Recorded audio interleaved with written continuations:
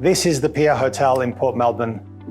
A very special project for me. This was a successful collaboration between myself and a friend of mine, David Cambridge, who I met many years before he purchased this hotel in Bendigo. Dave's a very special and unique individual. He has a passion not only for the hospitality industry, but he's got a very eclectic and weird sense of what he likes. So working with him on this project was actually very interesting. I remember when David and his family purchased this building, I think it was in 2000. It was an old, semi-dilapidated building. It had just worn out and it was a cafe, I think, at the time. So we opened the door, we walk in and we're walking into rotten floorboards and we could see earth underneath our feet and there's pigeons flying everywhere and there's pigeon poo. It was just left to die. But I could see in Dave's eye, he had a vision, and I could see his vision because we'd worked on 3 or 4 projects before, so we've had a very good relationship and we could pretty much understand what each other's thinking. We walked around,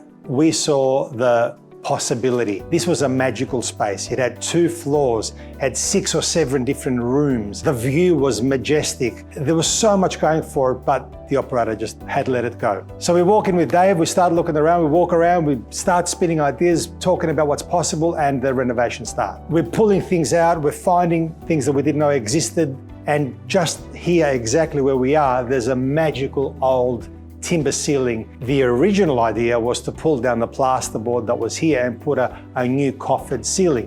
When we pulled it down, we looked at each other and said, well, this is not going to be touched, Dave. This will be the feature of this floor. We are not doing anything but exposing what we just discovered. And the whole design was purely a discovery. Every space was magical. Every space was different. There's raw, rustic materials here. There are polished metals, amazing Philips Stark mirrors. There's such a contrast of materiality and spaces and the way we filled the room with just a massive light fitting. It's very eclectic, very unique, and every room has a different approach to it. And it satisfies all different types of customers. People that want an open space, others that want an intimate space, others that want a market space. There's a little room behind me that we called the Versace room because Dave walked in with a Versace tire one day, I think, or shoes or something, and we saw a pattern. We thought, wow, we love that pattern. We're going to put that on the ceiling. It evolved. It was so organic. There was no rules. It happened, but magic happens that way sometimes. You don't always have to plan everything. So I'm very proud of this project because 20 years later, it's still standing. Not only is it standing, but it hasn't aged.